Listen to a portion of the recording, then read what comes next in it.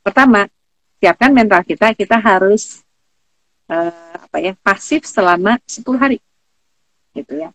Dan siapkan juga apa sih bekal untuk 10 hari diem di tempat gitu ya.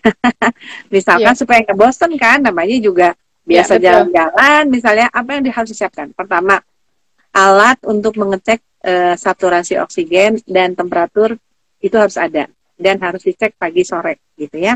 Temperatur berapa, saturasi berapa dicatat. Jadi kita lihat nih perjalanannya seperti apa. Terus yang kedua, nah itu siapkan misalnya untuk hobi di tempat. Yang hobi membaca novel, siapkan bahan bacaan.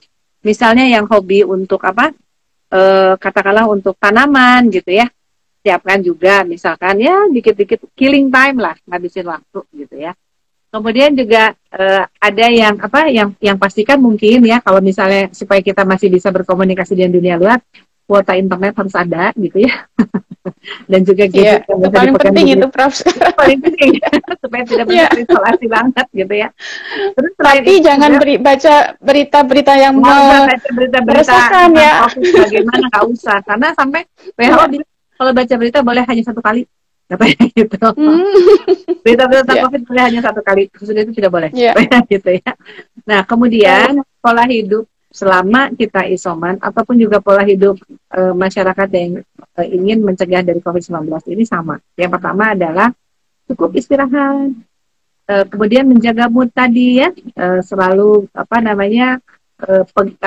suasana hati selalu senang gitu ya. Kalau diupayakan untuk tidak terlalu khawatir berlebihan, mungkin mendekatkan lebih dekat kepada Allah ya, beribadah, manfaatkan untuk beribadah. Kemudian selain itu juga, nah selama isoman itu bisa berlatih pernafasan supaya menjaga.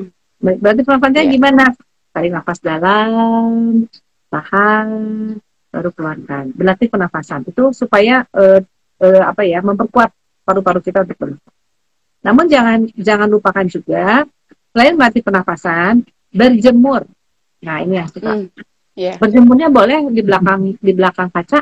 Enggak. Karena berjemur itu yang paling penting kita dapat UVB. UVB ini yang akan mengaktifkan vitamin D untuk meningkatkan regulasi sistem imun kita. Nah, UVB itu adanya kapan? UVB itu adanya antara jam 10 sampai jam 2. Lebih bagus lagi kalau berani jam 12 pada saat kalau kita berdiri, bayangan kita tidak ada di kiri kanan, tegak bayangan kita pas. Nah, UVB paling banyak adalah pada jam 12 tersebut. Lalu berapa lama harus berjemur? Berjemurnya cukup 10 menit. Jadi jangan lama-lama. Kalau lama-lama belum gosong kalau jam 10 menit ya, Prof. Belum sampai gosong kalau 10 menit. Ya, jadi cukup 10 menit aja gitu selama antara jam 10 sampai jam 2 tersebut. Nah, gimana caranya? Saya takut masuk angin, jadi saya pakai jaket, pakai segala macam.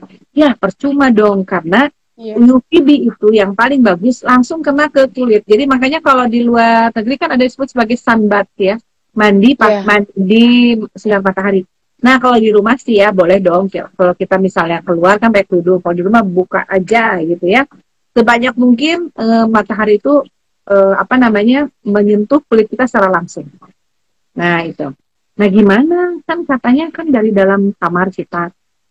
Kemudian kita kan mau berjemur. Gimana dong katanya? Kan nanti ketemu dengan orang di rumah dong kayak gitu ya.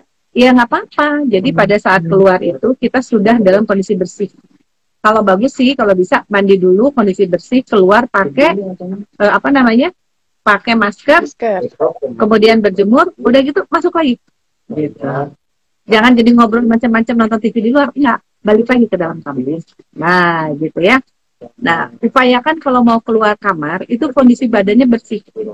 Seperti halnya kita kalau pulang ke rumah, kalau dari luar itu kan kita bersih dulu baru ketemu keluarga.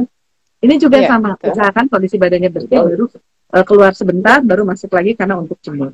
Nah, terus bagaimana makanan? Makanan biasa, kalau memang kesukaannya katakanlah makanan tradisional silahkan ya.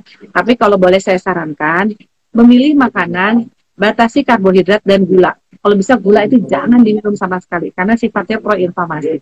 Ingat, Ya. saat COVID-19 yang harus dikendalikan adalah inflamasi untuk daya tahan tubuh kita atau peradangan ya, untuk daya tahan tubuh kita kuat.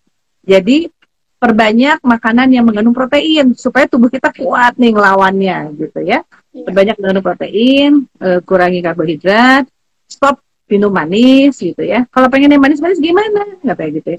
Kalau pengen minum manis silahkan pakai misalkan ada gula stevia, ada minuman yang mengandung stevia, itu saja lakukan karena stevia ini walaupun rasanya manis tapi dia punya efek sebagai anti-inflamasi gitu ya. Oh, iya. Gitu. Jadi malah walaupun kita minum manis tapi nggak pro-inflamasi, malah anti-inflamasi gitu. Nah itu dari sisi nutrisi.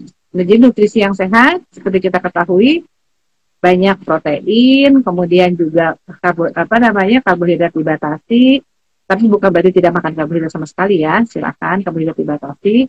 Kemudian juga sayuran dan buah boleh sebanyak-banyaknya. Lalu dalam kondisi isoman, bagusnya minumnya apa? Yang terbaik adalah banyak minum air putih. Ya. Banyak minum air putih. Tapi memang kondisi yang COVID-19 itu ada mual kan, ada mual, ingin muntah. Pasti ingin yang manis-manis seperti tadi ya, silahkan tadi cari alternatif minuman yang manisnya tidak dari gula.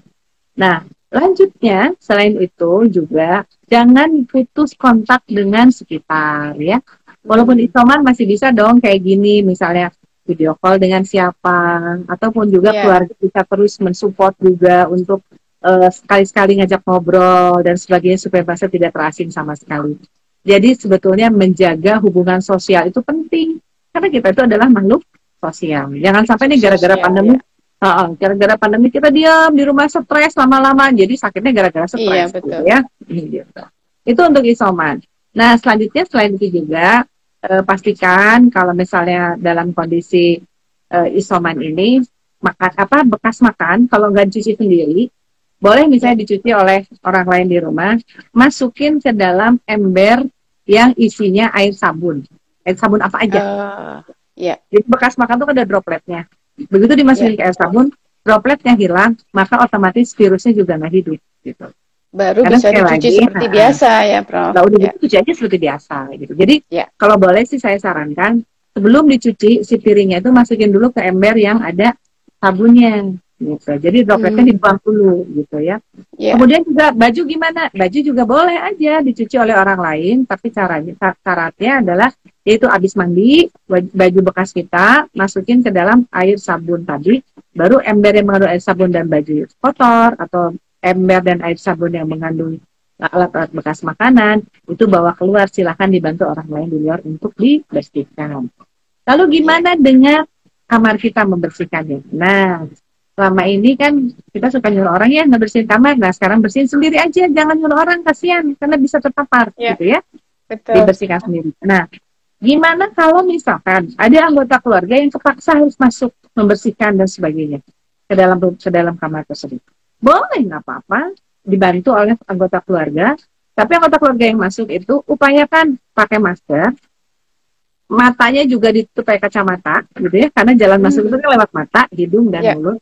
Tangan juga pakai sarung tangan. Silahkan membantu mengirim makanan dan sebagainya.